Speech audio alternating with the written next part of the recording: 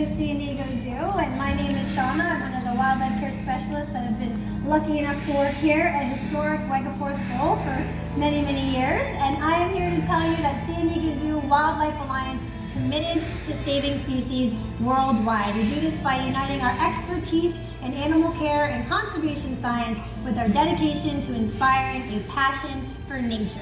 Now, we have recently condensed all of our work into 8 different conservation hubs across 6 continents. We feel that we can better use our sources by condensing them. And so they're right behind me. They're kind of small. The World's Oceans, Pacific Islands, the Southwest, the African forest, the Savannah rainforest, and our Australian forest. Now, we truly feel that conservation begins with the connection that we can make with you, our people, and wildlife every single day. So we'd like to connect you with some wildlife that represent several of these geographic regions. So, you ready to meet some wildlife?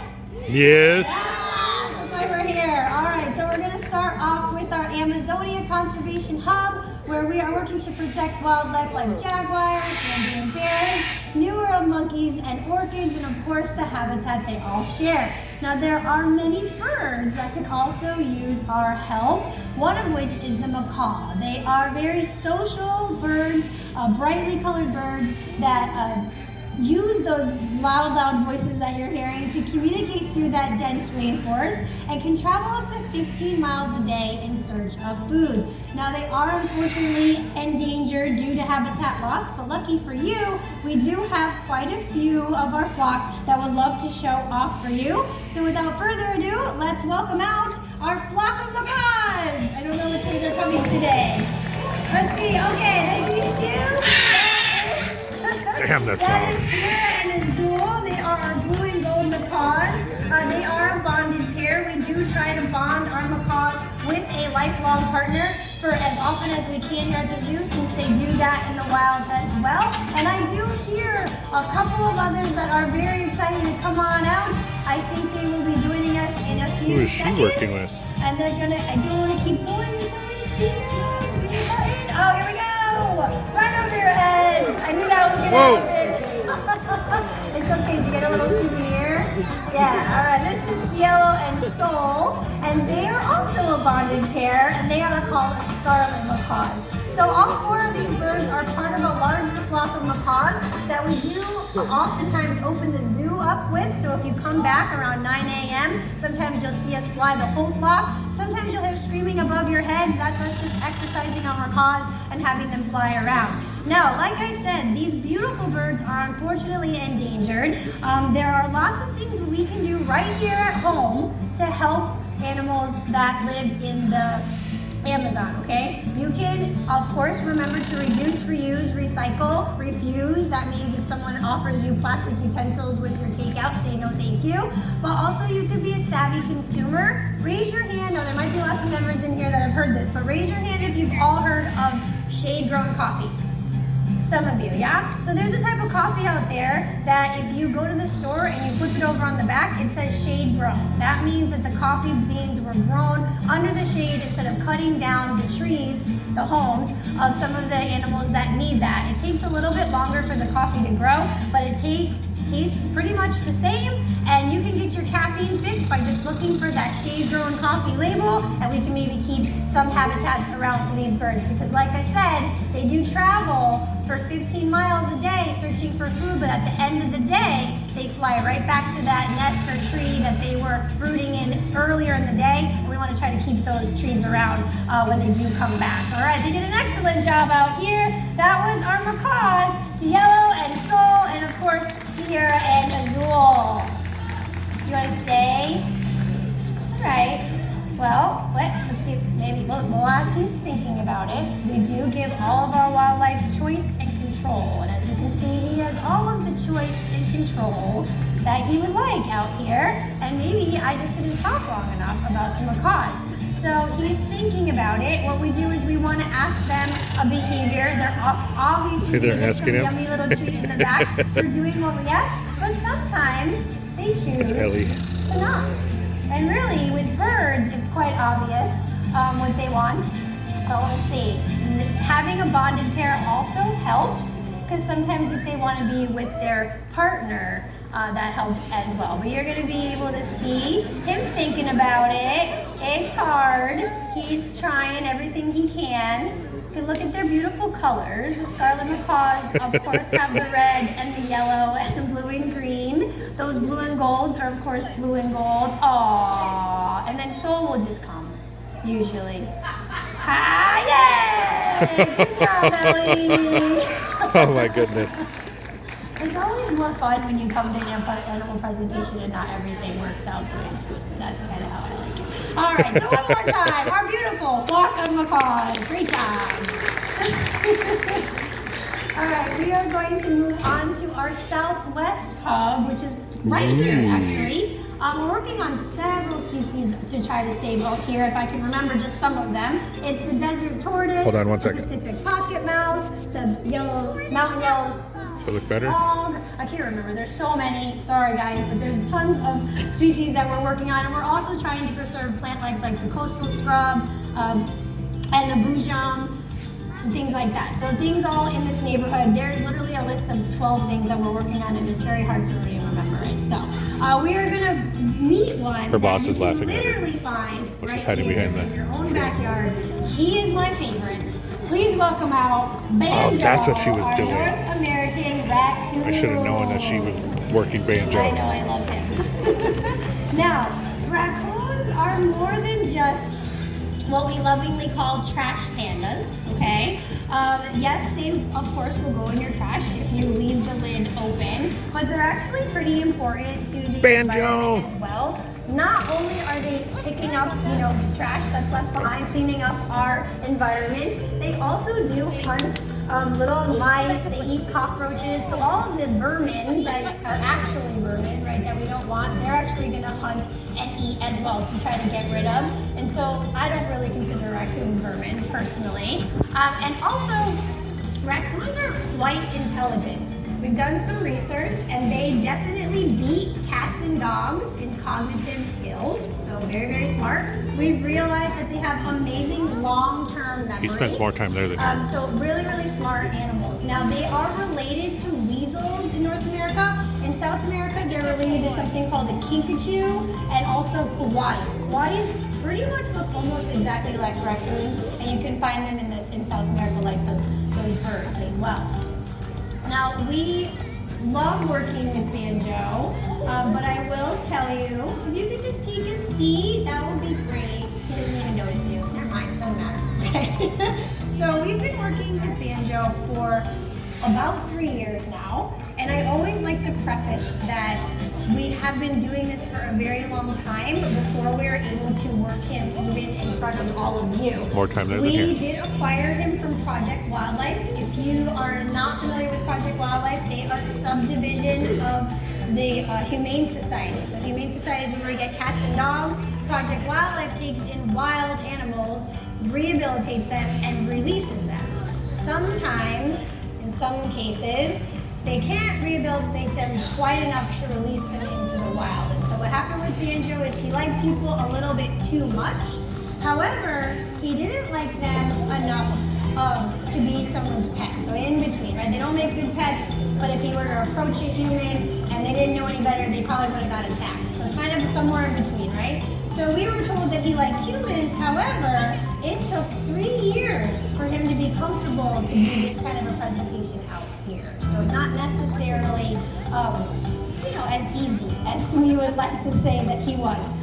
Again, they are super smart. And raccoons have this really fun ability as well, I'd like to point out, that they explore their environment very differently than other animals. And what I mean by that is, yes, they have their sight and their hearing and sense of smell, but if everybody kind of usually thinks that raccoons are clean and they wash their food, they actually have extra sensory receptors in their feet, and they like to feel things in order to explore their environment. So if you might have noticed, well, right now you look at the trees, but maybe when he goes in the water, they actually will put things in the water because it makes the feelings even more sensitive. And will kind of roll around in whatever it is that they are raccoon booty. Exploring. It's fine. And then this is why he's my favorite. And so it's kind of like how when babies want to touch everything before their eyesight fully comes in, it's kind of the same thing. And so if you see that, yes, they are pretty clean animals as well, but it's really because they're trying to kind of explore their environment in a very different way. No other animal has those extra receptors in their paws. We love sharing him with you. I think that was it. But he did so great out here and so up close and personal. He's been working on that for so long, so great job. He's doing an extra. He's doing extra. They normally would be more active. We call them crepuscular, which means at dusk and dawn, and that's why they have that little band around their eyes. It draws more light into their face. But Banjo is quite adapted to his lifestyle here at Wegeforth Bowl. I personally am kind of happy that he, ended up here because I know now that he has his forever home here and he's not going to go anywhere else. All right, he did great. Again, one more time, Banjo. He did a great job. Thank you, guys. All right, well, I've had a pretty fun time out here, but it is my turn to give up the mic to my co-care specialist, Victoria. Wow. Thanks, Shauna. Thank you, Shauna. Okay, next we're going to step away from our conservation hubs and we're going to talk about species that are doing such great work that we call them our One Health approach to saving species worldwide, because the health of people, wildlife, and the environment are all interconnected, and our planet can only thrive when all life is thriving. So our next wildlife ambassador fits the mold by being an apex predator. So researchers can look towards the health and status of her species and determine how well the ecosystem's doing. I think she just gave us a hello. Did you hear that? Without further ado, I'd like to welcome out my very favorite critter here, Einstein, our Eurasian eagle owl. With Ellie. Very chatty today. So if her population's doing well, it means that her food source is doing well as well, and that their food source is doing well. So it's a great indication of how the environment's doing. So being an apex predator is incredibly important. Now, as she gets nice and close to you, there's some adaptations to help make owls, in particular the Eurasian eagle owl, very skilled hunters. She'll come closer. So her name tells you a bit about her. They're from Europe and Asia, so they're not found in our backyard here. And they're very much an eagle, not an owl, even though they're very much an owl, not an eagle. I got that backwards. But they've been coined the nickname eagle owl because of their sheer size, their enormous feet, and very big talons. So they're thought to be amongst the largest species of owl in the entire world, coming in at maybe second. Owls come in all different shapes and sizes, but one thing is for sure, and that is females of the raptor world are larger than their male counterparts. So Einstein here is about 5.5 pounds. They tend to weigh anywhere from about 3 to 9 pounds. Now, they are quite large, so in order to keep their weight down, they do have porous bones. They're kind of honeycomb-like. Is she gonna say hi again? Maybe not. There she goes.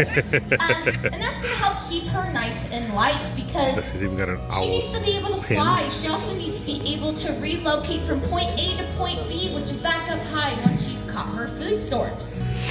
Now, those adaptations that I said help make her a skilled hunter. The first is going to be those big, beautiful amber eyes. They are fixed in place, so unlike our eyes, we can keep our head facing forward, but we can shift our eyes all around.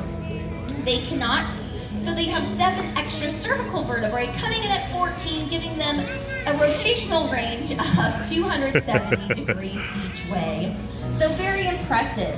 Their asymmetrical ears, a bit like a Picasso painting, one up high, one down low, is going to help them hear incredibly well. That is going to be their most dominant sense. Now, their feathers are very unique. They're covered in feathers. Yes, her feet, those are very small feathers to help protect her feet. But they are serrated, giving an owl absolutely silent.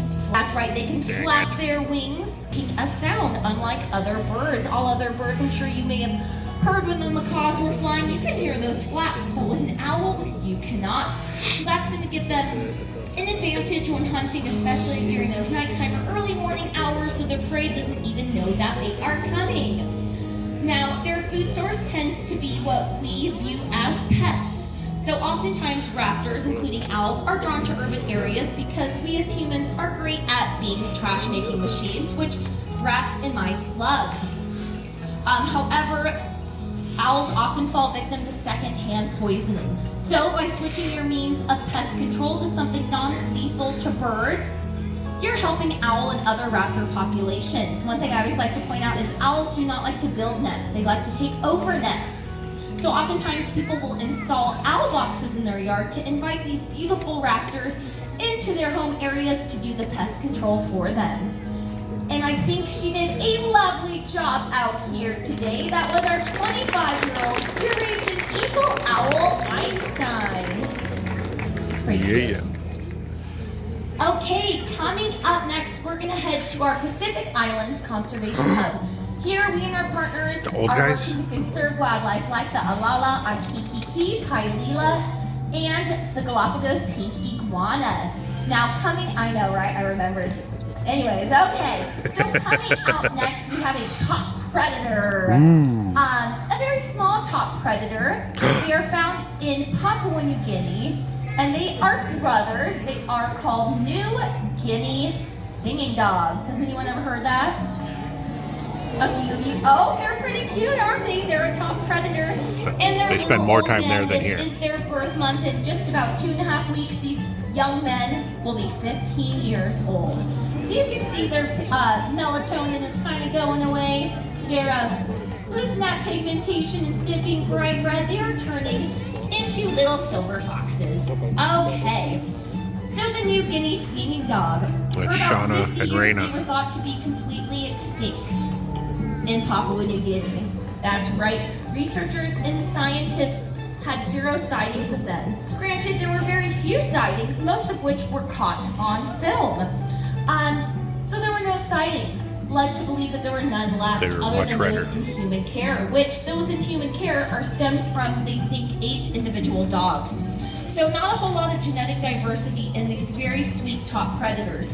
But a little over 10 years ago, there was a sighting, and now we know that there's thought to be about a small pack of around 15 in Papua New Guinea. Now, I did not properly introduce them up front. That's going to be more of our introvert. That is Siljan. And right back here is more of our extrovert, and they have to be last because he does not like to leave the stage area. That is Piccolo. This is his time to shine. Being top predators, you're going to see a lot of going to the bathroom on bangs. Oftentimes, if one goes to the restroom, the other will then go potty, and then it's just a never-ending cycle of going potty. Anyways, so that's what top predators do, right? They gotta mark their territory, especially these young men here. So New Guinea singing dogs, not much is known about them, right? We know that they were thought to be extinct for about 50 years, but they are not. Really what prompted research was in the 1950s, a male and female pair left Papua New Guinea to go to the Taronga Zoo in Australia, and that really prompted a lot of thought into what is this canine?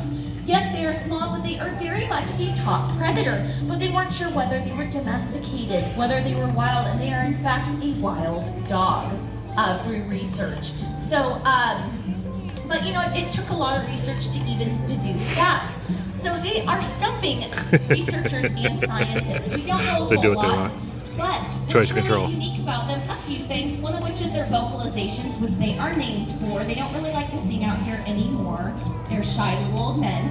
But they're called New Guinea singing dogs. Of course, New Guinea, from Papua New Guinea. Singing dog. Their unique vocalizations. Piccolo, who's off doing I don't know what. He kind of sounds like a cow mooing when he howls. But researchers under a sonogram compare it to a very melodic song of a bird or a humpback whale. Very structured, very well thought, so they sing Sorry, their I was looking for parts out, which someone. I think is very sweet, even though he sounds like a cow mooing. Apparently it's supposed to be very beautiful. But they also have really cool adaptations. This dog can climb. They're really the only documented canine that is known to climb trees. They have very flexible joints and spines, and that's going to help them cruise through the high altitudes part of Papua New Guinea where they live, so they can bob and weave through the thick vegetation of their home. Now, again, not much is known, most of which our information does come from a research paper, one singular research paper, and it wasn't until a couple years ago that it was discovered that they are in fact related to the dingo. They have a common ancestor hundreds and hundreds of years back. That was really only brought to light a couple of years ago. So we're still trying to discover more about this Oh, you left that very way. sweet canine. But without further ado, those were our new Guinea sitting dog brothers, Piccolo and Zildjian. Yay! They're very picky eaters too, especially Piccolo back there. Alrighty, who wants to eat when you're out here, getting attention? Alrighty, well, for over a century now, San Diego Zoo Wildlife Alliance is creating a world where all life thrives through collaboration, innovation, and inspiration. I hope something you learned or saw today has inspired you to take action to help wildlife, because when wildlife thrives, all life thrives. Thank you all for joining us here today, and we hope you enjoy the rest of your day here at the San Diego Zoo. Bye-bye. Thank you. Find me on Instagram, TikTok, and YouTube, Zoo Guy Ryan.